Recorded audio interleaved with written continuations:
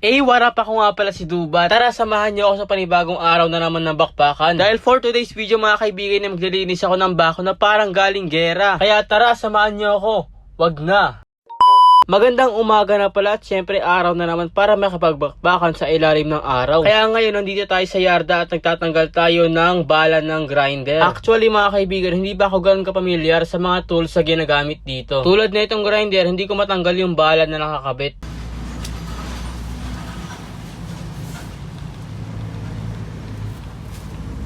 Yun, sa wakas, after 5 minutes, tanggal ko na rin yung bala na nakakabit dito sa grinder. Kaya eto na mga kaibigan, it's time para magpatulis ng pait na gagamitin natin. Eto nga pala itsura ng pait kaibigan bago natin siya gamitan ng grinder.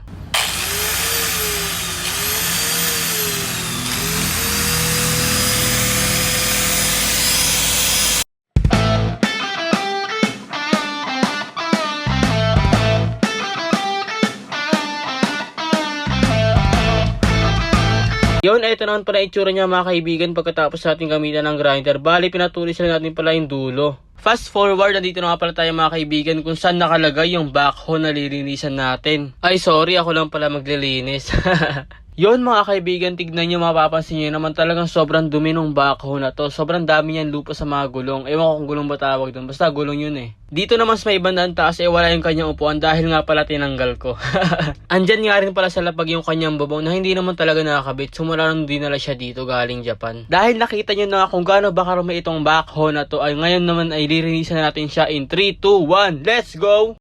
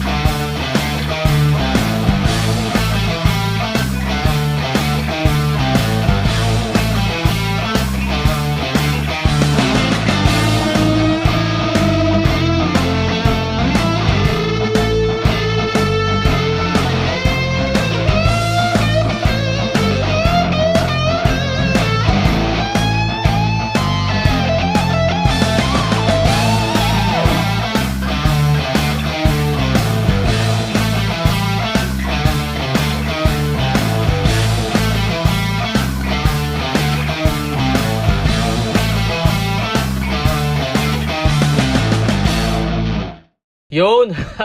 May pagano'n pa talaga no? Anyway, malapit na nga pala natin matapos yung doon sa may bandang kanan na gulong. Pero bago tayo magpatuloy, water break muna tayo dahil talagang sobrang init ngayon sa labas. Kaya kayo mga kaibigan, huwag nyo kakalimutan na uminom palagi ng 8 baso ng kape araw-araw. After ko mag-water break, agad-agad na rin ako bumalik dito sa kung ano bang ginagawa ko, which is ang paglilinis nitong backhoe. At ayan mga kaibigan, makikita nyo naman kung gaano ba karaming lupa yung galing Japan na dinala dito papunta sa Pilipinas. Sana lang talaga hindi sila maubusan doon ng lupa. O siya, masyado na ako maraming sinasabi. Tara, tuloy na tayo sa paglilinis.